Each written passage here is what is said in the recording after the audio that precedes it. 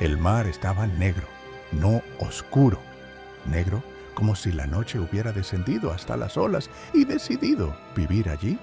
La cubierta crujía, las cuerdas chasqueaban, y en medio del caos un hombre no gritaba, no rezaba en voz alta, no señalaba al cielo con el dedo, solo apretaba el manto contra el pecho, como quien intenta sujetar su propio corazón para que no huya junto con el cuerpo.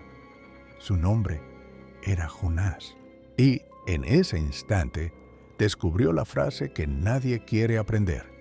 Puedes huir de una ciudad, pero no huyes del llamado de Dios. La tormenta no empezó de la nada. Comenzó mucho antes, cuando Jonás oyó la orden que parecía imposible. Ve a Nínive.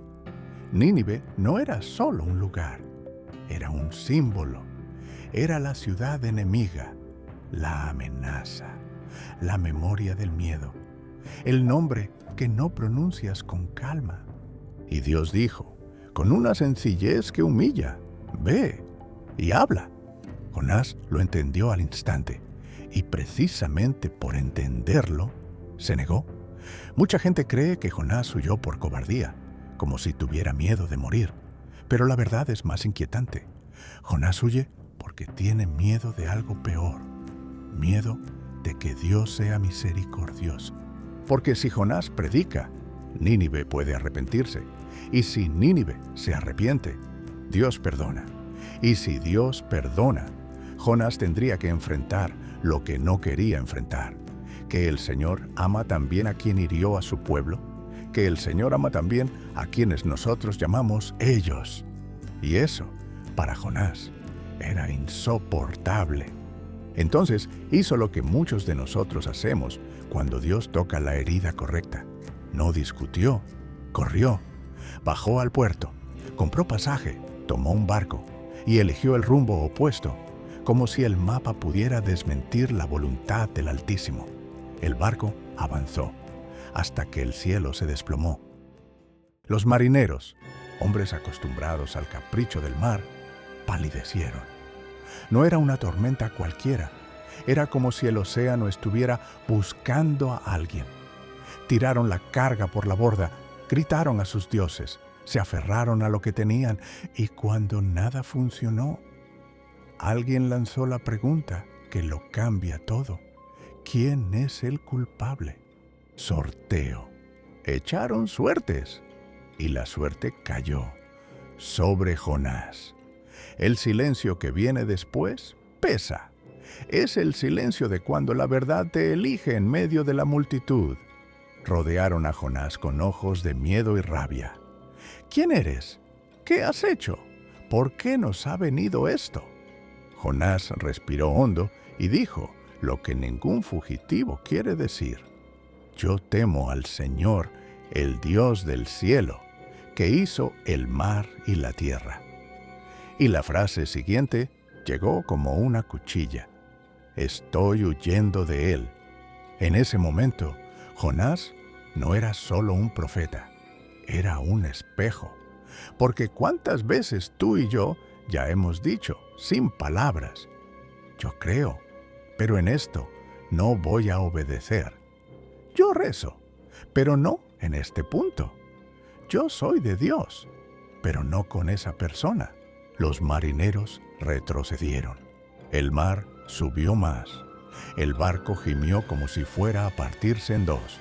Y Jonás, mirando la espuma que parecía dientes, hizo una propuesta terrible. Échenme al mar. Dudaron. Intentaron remar contra la tormenta. Intentaron salvar a Jonás y salvarse a sí mismos. Pero el mar no negociaba. Entonces, con manos temblorosas y una oración medio improvisada, lo arrojaron. El cuerpo de Jonás desapareció en el agua como una piedra. Y por un segundo, todo quedó quieto. Como si el mar dijera, era esto. Pero en el fondo había otra cosa esperando. La Escritura no hace espectáculo de ello. Dice con sobriedad, un gran pez lo tragó. Y listo.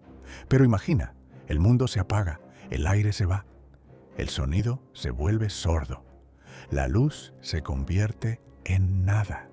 Y Jonás, que huyó para desaparecer, ahora está dentro de un lugar donde nadie puede fingir. El vientre del pez se volvió una especie extraña de monasterio, oscuro, húmedo, estrecho. Y por primera vez, Jonás no tenía a dónde correr. ¿Alguna vez estuviste así? No dentro de un pez, claro, pero dentro de un apretón donde la vida te arrincona y entiendes que tu huida se acabó. Allí, Jonás hizo lo que muchos solo hacen cuando se quedan sin salidas. Rezó. No fue una oración bonita, no fue un discurso. Fue un hombre confesando que estaba en el fondo. Reconoció que su huida no era geográfica, era moral, era espiritual, era una negativa a amar como Dios ama. Y entonces viene la parte que poca gente entiende. Dios no lo salvó porque Jonás lo merecía. Dios lo salvó porque Dios es Dios. Después de 3 días, el número que más tarde el propio Cristo recordaría como señal, el pez devolvió a Jonás a la tierra. Jonás cayó sobre la arena como alguien que acaba de nacer, sucio, débil, vivo. Y la voz de Dios volvió, sin ironía, sin humillación. Levántate, ve a Nínive. Esta vez, Jonás no corrió, caminó.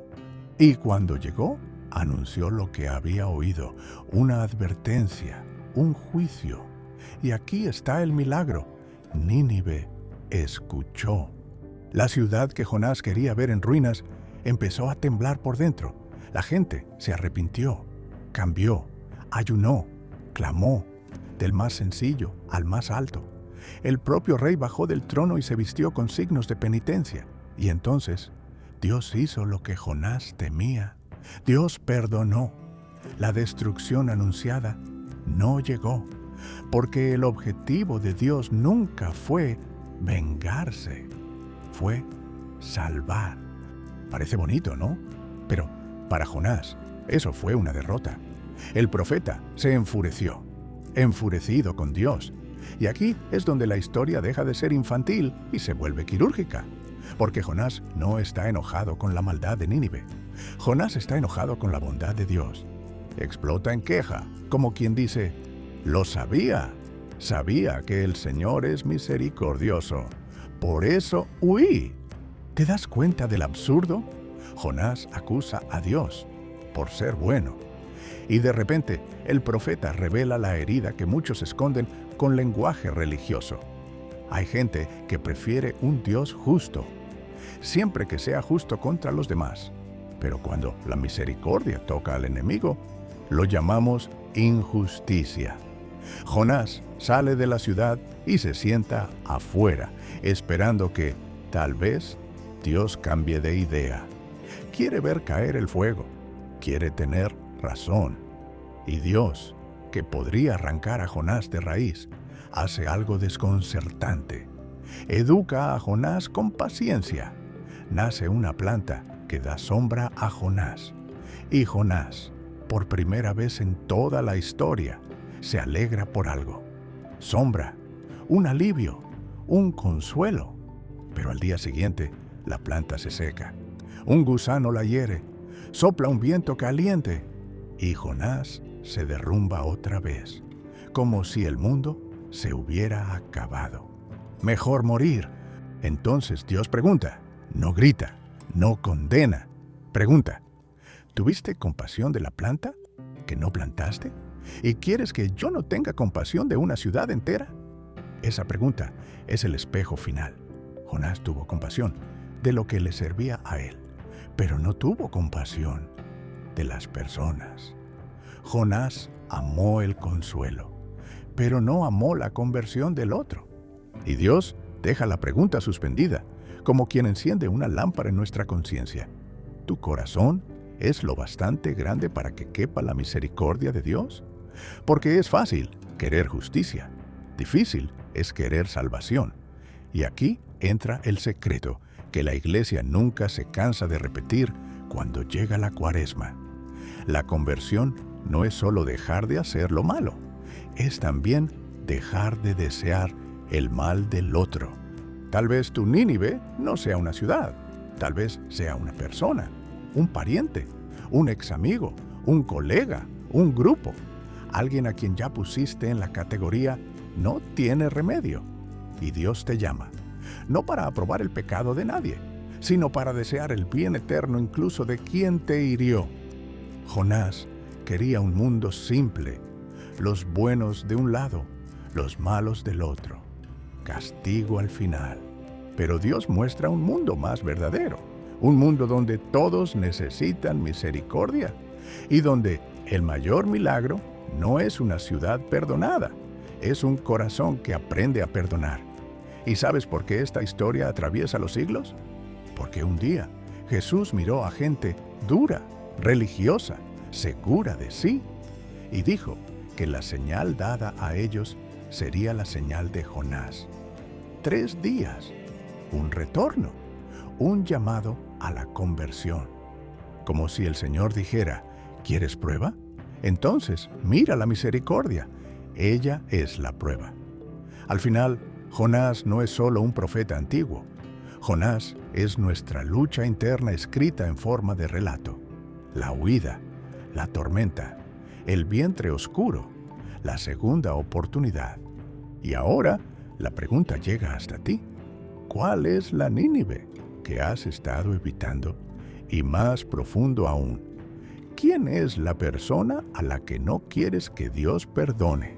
Si hoy Dios te llama de vuelta, no es para humillarte, es para salvarte y salvar a través de ti. Porque la misericordia de Dios no es débil, es lo bastante fuerte para atravesar el mar, entrar en la oscuridad y aún así volver con vida. Y cuando por fin dejas de huir, descubres una verdad que lo cambia todo. El mayor milagro de Jonás no fue el pez, fue Dios insistiendo en él. Y tal vez hoy Dios esté insistiendo en ti también,